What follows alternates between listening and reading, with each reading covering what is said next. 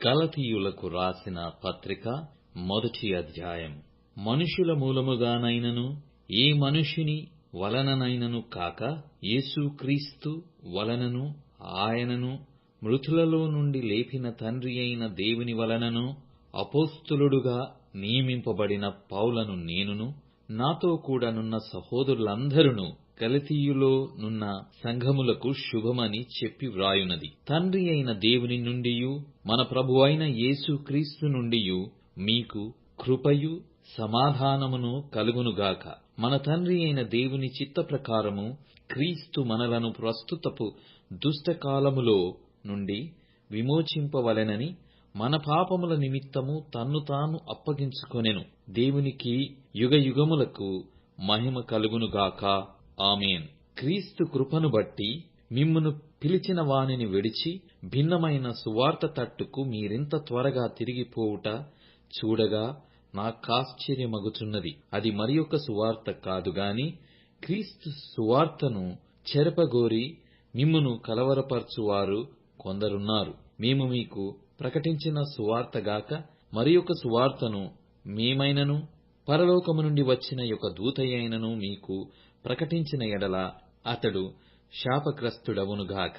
మేమిది వరకు చెప్పిన ప్రకారం ఇప్పుడును మరలా చెప్పుచున్నాము. మీరు అంగీకరించిన సువార్త గాక మరి ఒకటి ఎవడైనను మీకు ప్రకటించిన ఎడల వాడు శాపగ్రస్తుడవును గాక. ఇప్పుడు నేను మనుషుల దయను సంపాదించుకొన జూచుచున్నానా, దేవుని దయను సంపాదించుకొన చూచుచున్నానా? నేను మనుషులను సంతోషపెట్టగోరుచున్నానా? నేనిప్పటికిని మనుషులను సంతోషపెట్టువాడనైతే క్రీస్తు దాసుడను కాకపోవుదును. సహోదరులారా, నేను ప్రకటించిన సువార్త మనుష్యుని యోచన ప్రకారమైనది కాదని మీకు తెలియజెప్పుచున్నాను. మనుష్యుని వలన దానిని నేను పొందలేదు, నాకెవడును దాని బోధింపనూ లేదు గాని యేసుక్రీస్తు బయలుపరచుట వలననే అది నాకు లభించినది. పూర్వమందు యూదమతస్థుడనైయున్నప్పుడు నేను దేవుని సంఘమును అపరిమితముగా హింసించి నాశనము చేయుచు నా పితరుల పారంపర్యాచారమందు విశేష ఆసక్తి గల వాడనై నా స్వజాతీయులలో నా సమాన వయస్కులైన అనేకుల కంటే యూదుల మతములో ఆధిక్యత నొందితినని నా నడవడిని గూర్చి మీరు వింటిరి.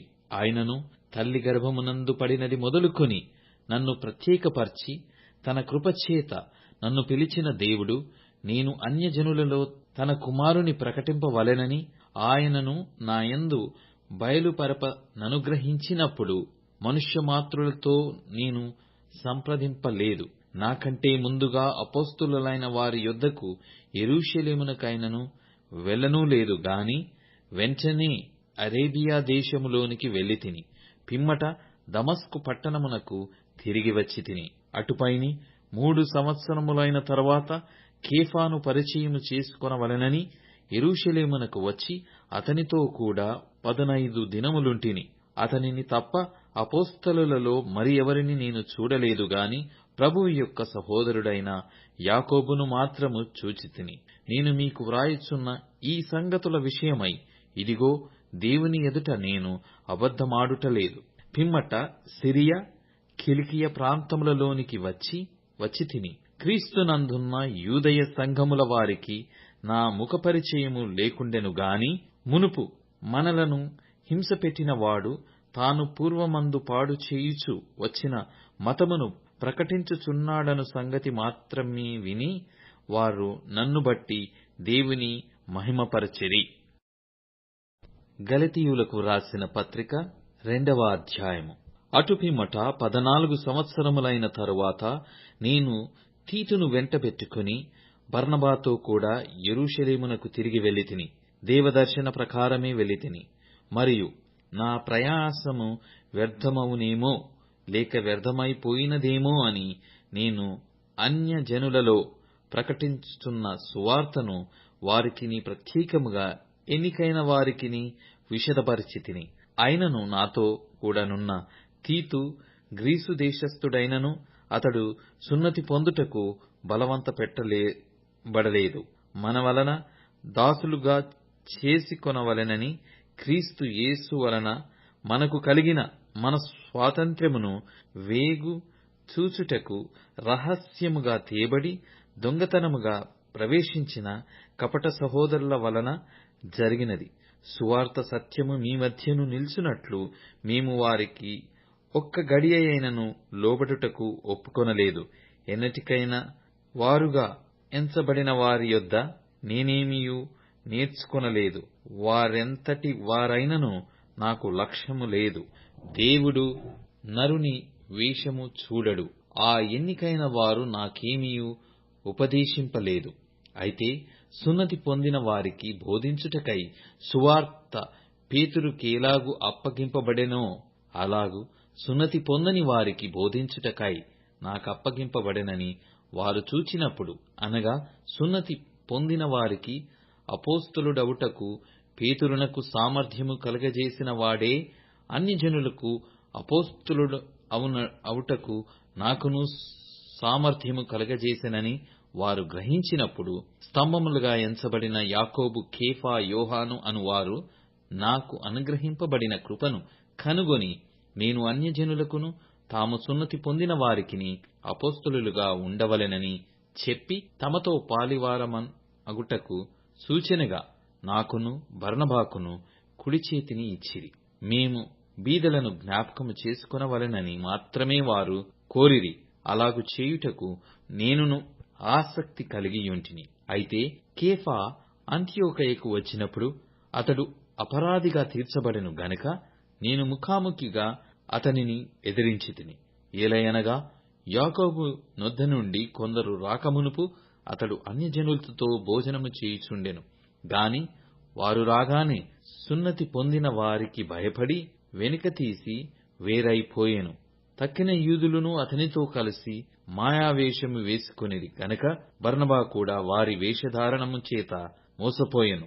వారు సువార్త సత్యము చొప్పున క్రమముగా నడుచుకొనకపోవుట నేను చూచినప్పుడు అందరి ఎదుట కేఫాతో నేను చెప్పినదేమనగా, నీవు యూదుడవై ఉండియు యూదుల వలె కాక అన్యజనుల వలెనే ప్రవర్తించుచుండగా అన్యజనులు యూదుల వలె ప్రవర్తింపవలెనని ఎందుకు బలవంతము చేయుచున్నావు?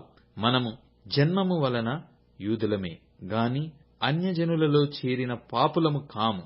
మనుష్యుడు యేసుక్రీస్తునందలి విశ్వాసము వలననే గాని ధర్మశాస్త్ర సంబంధమైన క్రియల మూలమున నీతిమంతుడుగా తీర్చబడడని ఎరిగి మనమును ధర్మశాస్త్ర సంబంధమైన క్రియల మూలమున గాక క్రీస్తునందలి విశ్వాసము వలననే నీతిమంతులమని తీర్చబడుటకై యేసుక్రీస్తునందు విశ్వాసముంచియున్నాము. ధర్మశాస్త్ర సంబంధ క్రియల మూలమున ఏ శరీరియు నీతిమంతుడని తీర్చబడడు గదా. కాగా మనము క్రీస్తునందు నీతిమంతులమని తీర్చబడుటకు వెదుకుచుండగా మనము పాపులముగా కనబడిన ఎడల ఆ పక్షమందు క్రీస్తు పాపమునకు పరిచారకుడు ఆయన అట్లనరాదు.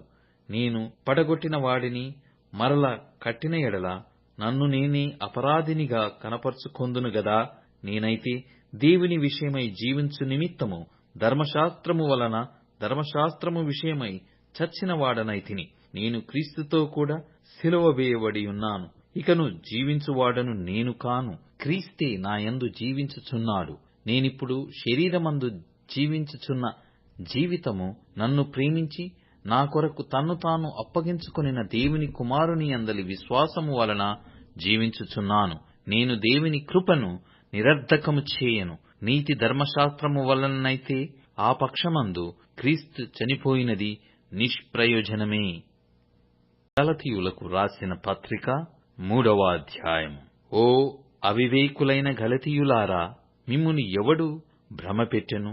సిలువ వేయబడిన వాడైనట్టుగా యేసుక్రీస్తు మీ కనుల ఎదుట ప్రదర్శింపబడెను గదా. ఇది మాత్రమే మీ వలన తెలుసుకొనగోరుచున్నాను. ధర్మశాస్త్ర సంబంధ క్రియల వలన ఆత్మను పొందితిరా, లేక విశ్వాసముతో వినుట వలన పొందితిరా? మీరంతా అవివేకులైతిరా. మొదట ఆత్మానుసారముగా ఆరంభించి ఇప్పుడు శరీరానుసారముగా పరిపూర్ణులగుదరా? వ్యర్థముగానే ఇన్ని కష్టములు అనుభవించితిరా? అది నిజముగా వ్యర్థమగునా? ఆత్మను మీకు అనుగ్రహించి మీలో అద్భుతములు చేయించువాడు ధర్మశాస్త్ర సంబంధ క్రియల వలన లేక విశ్వాసముతో వినుట వలన చేయించుచున్నాడు. అబ్రహాము దేవుని నమ్మెను, అది అతనికి నీతిగా ఎంచబడెను. కాబట్టి విశ్వాస సంబంధులే అబ్రహాము కుమారులని మీరు తెలుసుకొనుడి.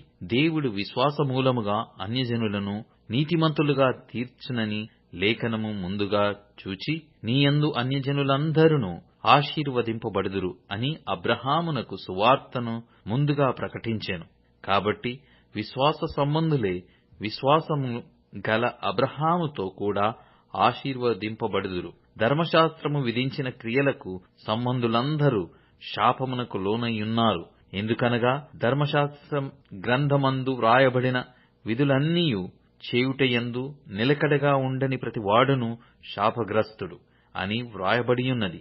ధర్మశాస్త్రము చేత ఎవడునూ దేవుని ఎదుట నీతిమంతుడని తీర్చబడను సంగతి స్పష్టమే. ఏలయనగా నీతిమంతుడు విశ్వాసమూలముగా జీవించును. ధర్మశాస్త్రము విశ్వాస సంబంధమైనది కాదుగాని దాని విధులను ఆచరించువాడు వాటి వలననే జీవించును.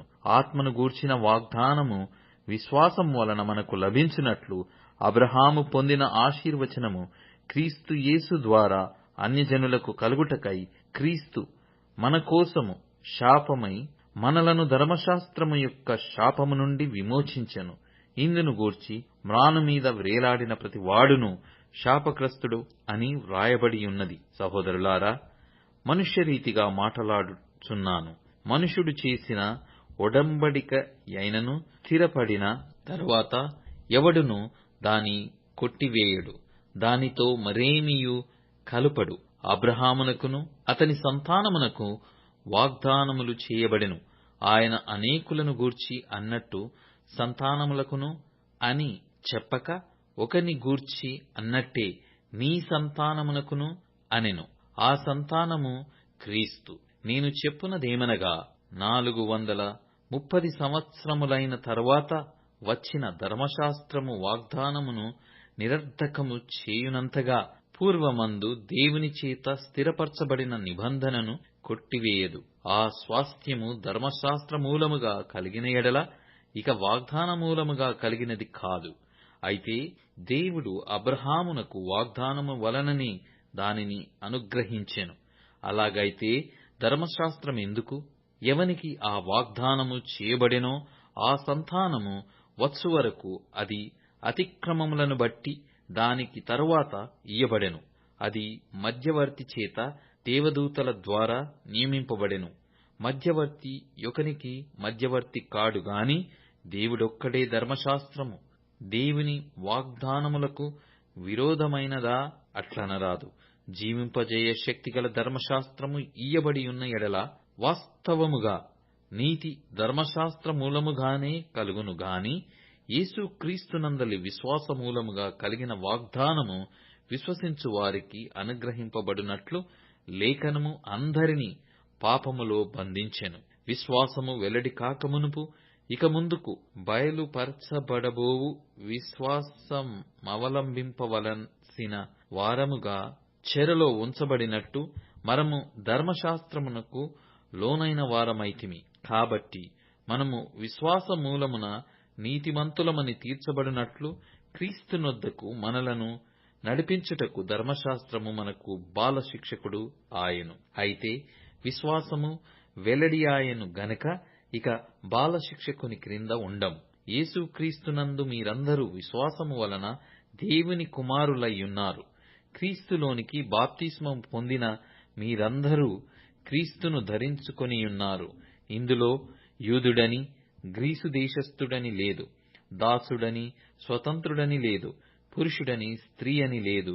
యేసుక్రీస్తునందు మీరందరూ ఏకముగా ఉన్నారు. మీరు క్రీస్తు సంబంధులైతే ఆ పక్షమందు అబ్రహాము యొక్క సంతానమయ్యుండి వాగ్దాన ప్రకారము వారసులయ్యున్నారు. గలతీయులకు రాసిన పత్రిక 4వ అధ్యాయము. మరియు నేను చెప్పునదేమనగా, వారసుడు అన్నిటికిని కర్తయ్యున్నను బాలుడయ్యున్నంత కాలము అతనికిని దాసునికిని ఏ భేదమును లేదు. తండ్రి చేత నిర్ణయింపబడిన దినము వచ్చు వరకు అతడు సంరక్షకుల యొక్కయు గృహ నిర్వాహకుల యొక్కయు ఆధీనములో ఉండును. అటువలే మనము బాలురమయ్యున్నప్పుడు లోక సంబంధమైన మూలపాఠములకు లోబడి దాసులమై యుంటిమి. అయితే కాలము పరిపూర్ణమైనప్పుడు దేవుడు తన కుమారుని పంపెను. ఆయన స్త్రీ యందు పుట్టి మనము దత్తపుత్రులము కావలెనని ధర్మశాస్త్రమునకు లోబడియున్న వారిని విమోచించుటకై ధర్మశాస్త్రమునకు లోబడిన వాడాయెను. మరియు మీరు కుమారులయ్యున్నందున నాయనా, తండ్రి అని మొరపెట్టు తన కుమారుని ఆత్మను దేవుడు మన హృదయములలో పంపెను. కాబట్టి నీవిక దాసుడవు కావు, కుమారుడవే. కుమారుడవైతే దేవుని ద్వారా వారసుడవు. ఆ కాలమందైతే మీరు దేవుని ఎరగని వారై నిజమునకు దేవుళ్ళు కాని వారికి దాసులయ్యుంటిరి గాని, ఇప్పుడు మీరు దేవునిని ఎరిగిన వారును మరి విశేషముగా దేవుని చేత ఎరగబడిన వారునై ఉన్నారు గనుక బలహీనమైనవియు నిష్ప్రయోజనమైనవియునైన మూలపాఠముల తట్టు మరల తిరగనేలా, మునుపటి వలె మరల వాటికి దాసులయ్యుండగోరనేలా మీరు దినములను, మాసములను, ఉత్సవకాలములను, సంవత్సరములను ఆచరించుచున్నారు. మీ విషయమై నేను పడిన కష్టము వ్యర్థమైపోవునేమో అని మిమ్మును గూర్చి భయపడుచున్నాను. సహోదరులారా, నేను మీ వంటి వాడనైతిని గనుక మీరును నా వంటి వారు కావలెనని మిమ్మును వేడుకొనుచున్నాను. మీరు నాకు అన్యాయము చేయలేదు. మొదటిసారి శరీర దౌర్బల్యము కలిగినను నేను సువార్త మీకు ప్రకటించితినని మీరెరుగుదురు. అప్పుడు నా శరీరములో మీకు శోధనగా ఉండిన దానిని బట్టి నన్ను మీరు తృణీకరింపలేదు, నిరాకరింపనైననూ లేదు గాని దేవుని దూతను వలె, క్రీస్తు యేసును వలెను నన్ను అంగీకరించితిరి. మీరు చెప్పుకొనిన ధన్యత ఏమైనది? శక్యమైతే మీ కన్నులు ఊడబీకి నాకిచ్చివేసియుందురని మీ పక్షమున సాక్ష్యము పలుకుచున్నాను. నేను మీతో నిజమాడినందున మీకు శత్రువునైతినా? వారు మీ మేలు కోరి మిమ్మును ఆసక్తితో వెంటాడువారు కారు. మీరే తమ్మును వెంటాడవలెనని మిమ్మును బయటికి త్రోసివేయు గోరుచున్నారు. నేను మీ యొద్ద ఉన్నప్పుడు మాత్రమే గాక ఎల్లప్పుడూ మంచి విషయములో ఆసక్తిగా నుండుట యుక్తమే. నా పిల్లలారా, క్రీస్తు స్వరూపము మీ యందేర్పడు వరకు మీ విషయమై మరలా నాకు ప్రసవ వేదన కలుగుచున్నది. మిమ్మును గూర్చి ఎటు తోచకయున్నాను. నేనిప్పుడే మీ మధ్యకు వచ్చి మరియొక విధముగా మీతో మాటలాడగోరుచున్నాను. ధర్మశాస్త్రమునకు లోబడియుండ గోరువారలారా, మీరు ధర్మశాస్త్రము వినుటలేదా? నాతో చెప్పుడి. దాసి వలన ఒకడును, స్వతంత్రురాలి వలన ఒకడును, ఇద్దరు కుమారులు అబ్రహామునకు కలిగిరని వ్రాయబడి ఉన్నది గదా. ఆయనను దాసి వలన పుట్టినవాడు శరీర ప్రకారము పుట్టెను, స్వతంత్రురాలి వలన పుట్టినవాడు వాగ్దానమును బట్టి పుట్టెను. ఈ సంగతులు అలంకార రూపకముగా చెప్పబడియున్నవి. ఈ స్త్రీలు రెండు నిబంధనలయ్యున్నారు. వాటిలో ఒకటి సీనాయి కొండ సంబంధమైనదై దాస్యములో ఉండుటకు పిల్లలు కనును. ఇది హాగరు. ఈ హాగరు అనునది అరేబియా దేశములో ఉన్న సీనాయి కొండయే. ప్రస్తుతమందున్న యెరూషలేము దాని పిల్లలతో కూడా దాస్యమందున్నది గనుక ఆ నిబంధన దానికి దీటయ్యున్నది. అయితే పైనున్న యెరూషలేము స్వతంత్రముగా ఉన్నది. అది మనకు తల్లి. ఇందుకు కనని గొడ్రాలా సంతోషించుము. ప్రసవ వేదన పడని దానా బిగ్గరగా కేకలు వేయుము. ఏలయనగా పెనిమిటి గలదాని పిల్లల కంటే పెనిమిటి లేని దాని పిల్లలు ఎక్కువ మంది ఉన్నారు అని వ్రాయబడి ఉన్నది. సహోదరులారా, మనమును ఇస్సాకు వలె వాగ్దానమును బట్టి పుట్టిన కుమారులమై ఉన్నాము. అప్పుడు శరీరమును బట్టి పుట్టినవాడు ఆత్మను బట్టి పుట్టిన వానిని ఎలాగూ హింస పెట్టెనో ఇప్పుడును అలాగే జరుగుచున్నది. ఇందును గూర్చి లేఖనమేమి చెప్పుచున్నది? దాసిని దాని కుమారుని వెళ్ళగొట్టుము. దాసి కుమారుడు స్వతంత్రురాలి కుమారునితో పాటు వారసుడైయుండుడు. కాగా సహోదరులారా, మనము స్వతంత్రురాలి కుమారులమే గాని దాసి కుమారులము కాము. గలతీయులకు రాసిన పత్రిక 5వ అధ్యాయం. ఈ స్వాతంత్ర్యము అనుగ్రహించి క్రీస్తు వలన స్వతంత్రులనుగా చేసియున్నాడు. కాబట్టి మీరు స్థిరముగా నిలిచి మరల దాస్యమును కాడి క్రింద చిక్కుకొనకుడి. చూడుడి, మీరు సున్నతి పొందిన ఎడల క్రీస్తు వలన మీకు ప్రయోజనమేమీ కలగదని పౌలను నేను మీతో చెప్పుచున్నాను. ధర్మశాస్త్రము యావత్తూ ఆచరింపబద్ధుడై యున్నాడని సున్నతి పొందిన ప్రతి మనుష్యునికి నేను మరలా దృఢముగా చెప్పుచున్నాను. మీలో ధర్మశాస్త్రము వలన నీతిమంతులమని తీర్చబడువాడెవరో వారు క్రీస్తులో నుండి బొత్తిగా వేరు చేయబడి ఉన్నారు, కృపలో నుండి తొలగిపోయి ఉన్నారు. ఏలయనగా మనము విశ్వాసము గలవారమై నీతి కలుగునను నిరీక్షణ సఫలమగునని ఆత్మ ద్వారా ఎదురుచూచుచున్నాం. యేసుక్రీస్తు నందుండు వారికి సున్నతి పొందుటయందేమీయూ లేదు, పొందకపోవుటయందేమీయూ లేదు గాని ప్రేమ వలన కార్యసాధకమగు విశ్వాసమే ప్రయోజనకరమగును. మీరు బాగుగా పరిగెత్తుచుంటిరి. సత్యమునకు విధేయులు కాకుండా మిమ్మును ఎవడు అడ్డగించెను? ఈ ప్రేరేపణ మిమ్మును పిలుచుచున్న వాని వలన కలగలేదు. పులిసిన పిండి కొంచెమైనను ముద్దయంతయు పులుపు చేయును. మీరెంత మాత్రమును వేరుగా ఆలోచింపరని ప్రభువునందు మిమ్మును గూర్చి నేను రూఢిగా నమ్ముకొనుచున్నాను. మిమ్మును కలవరపెట్టుచున్నవాడు ఎవడైనను వాడు తగిన శిక్షను భరించును. సహోదరులారా, సున్నతి పొందవలెనని నేనింకను ప్రకటించుచున్న ఎడల ఇప్పటికిని హింసింపబడనేలా ఆ పక్షమున శిలువ విషయమైన అభ్యంతరము తీసివేయబడును గదా. మిమ్మును కలవరపెట్టువారు తమ్మును తాము ఛేదించుకొనుట మేలు. సహోదరులారా, మీరు స్వతంత్రులుగా ఉండుటకు పిలువబడితిరి. అయితే ఒక మాట, ఆ స్వాతంత్ర్యమును శరీర క్రియలకు హేతువు చేసి కొనక ప్రేమ కలిగిన వారై ఒకనికొకడు దాసులయ్యుండుడి. ధర్మశాస్త్రమంతయు నిన్నువలె నీ పొరుగువానిని ప్రేమించుము అను ఒక్క మాటలో సంపూర్ణమయ్యున్నది. అయితే మీరు ఒకనినొకడు కరుచుకొని భక్షించిన ఎడల మీరు ఒకని వలన ఒకడు బొత్తిగా నశించిపోదురేమో చూచుకొనుడి. నేను చెప్పునదేమనగా, ఆత్మానుసారంగా నడుచుకొనుడి, అప్పుడు మీరు శరీరేచ్ఛను నెరవేర్చరు. శరీరము ఆత్మకును, ఆత్మ శరీరమునకును విరోధముగా ఆపేక్షించును. ఇవి ఒకదానికొకటి వ్యతిరేకముగా ఉన్నవి గనుక మీరేవి చేయ నిశ్చయింతురో వాటిని చేయకుందురు.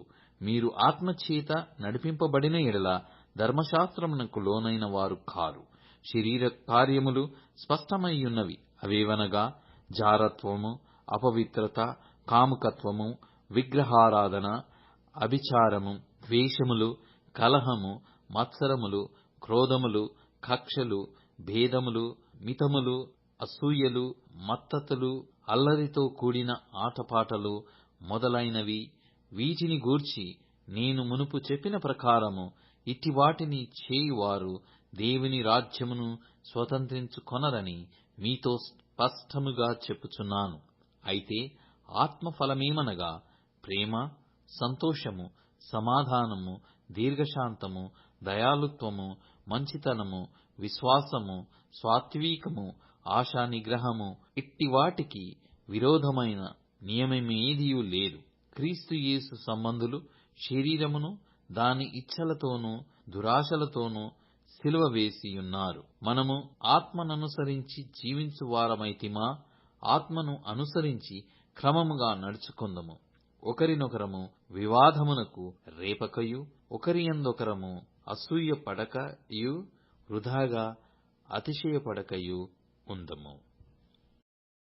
గలతీయులకు రాసిన పత్రిక 6వ అధ్యాయం. సహోదరులారా, ఒకడు ఏ తప్పిదములోనైనను చిక్కుకొనిన ఎడల ఆత్మ సంబంధులైన మీలో ప్రతివాడు తానును శోధింపబడునేమో అని తన విషయమై చూచుకొనుచు సాత్వికమైన మనస్సుతో అట్టివానిని మంచి దారికి తీసుకొని రావలెను. ఒకని భారములనొకడు భరించి ఇలాగు క్రీస్తు నియమమును పూర్తిగా నెరవేర్చుడి. ఎవడైనను వట్టివాడైయుండి తాను ఎన్నికైన వాడనని ఎంచుకొనిన ఎడల తన్ను తానే మోసపరచుకొనును. ప్రతివాడును తాను చేయు పనిని పరీక్షించి చూచుకొనవలెను. అప్పుడు ఇతరుని బట్టి కాక తనను బట్టియే అతనికి అతిశయము కలుగును. ప్రతివాడును తన బరువు తానే భరించుకొనవలెను గదా. వాక్యోపదేశము పొందువాడు ఉపదేశించు వానికి మంచి పదార్థములన్నిటిలో భాగమియ్యవలెను. మోసపోకుడి, దేవుడు వెక్కిరింపబడడు. మనుషుడు ఏమి విత్తునో ఆ పంటనే కోయును. ఎలాగనగా తన శరీరేచ్ఛలను బట్టి విత్తువాడు తన శరీరము నుండి క్షయమను పంట కోయును. ఆత్మను బట్టి విత్తువాడు ఆత్మ నుండి నిత్యజీవమను పంటను కోయును. మనము మేలు చేయుట యందు విసుకక యుందము. మనము అలయక మేలు చేసితిమీని తగిన కాలమందు పంట కోతుము. కాబట్టి మనకు సమయము దొరికిన కొలది అందరి ఎడలను, విశేషముగా విశ్వాస గృహమునకు చేరిన వారి ఎడలను మేలు చేయుదము. నా స్వహస్తముతో మీకెంత పెద్ద అక్షరములతో వ్రాయుచున్నానో చూడుడి. శరీర విషయమందు చక్కగా అగపడగోరుచు వారెవరో వారు తాము క్రీస్తు యొక్క శిలువ విషయమై హింస పొందకుండుటకు మాత్రమే సున్నతి పొందవలెనని మిమ్మును బలవంతము చేయుచున్నారు. అయితే వారు సున్నతి పొందిన వారైనను ధర్మశాస్త్రము ఆచరింపరు. తాము మీ శరీర విషయమందు అతిశయించు నిమిత్తము మీరు సున్నతి పొందవలెనని కోరుచున్నారు. అయితే మన ప్రభువైన యేసుక్రీస్తు శిలువయందు తప్ప మరి దేనియందును అతిశయించుట నాకు దూరమవునుగాక. దాని వలన నాకు లోకమును, లోకమునకు నేనును సిలువవేయబడియున్నాము. క్రొత్త సృష్టి పొందుటయే గాని సున్నతి పొందుటయందేమీయూ లేదు, పొందకపోవుటయందేమీయూ లేదు. ఈ పద్ధతి చొప్పున నడుచుకొను వారందరికీ అనగా దేవుని ఇశ్రాయేలునకు సమాధానమును కృపయు కలుగునుగాక. నేను యేసు యొక్క ముద్రలు నా శరీరమందు ధరించియున్నాను. ఇక మీదట ఎవడునూ నన్ను శ్రమ పెట్టవద్దు. సహోదరులారా, మన ప్రభువైన యేసుక్రీస్తు కృప మీ ఆత్మతో ఉండునుగాక. ఆమేన్.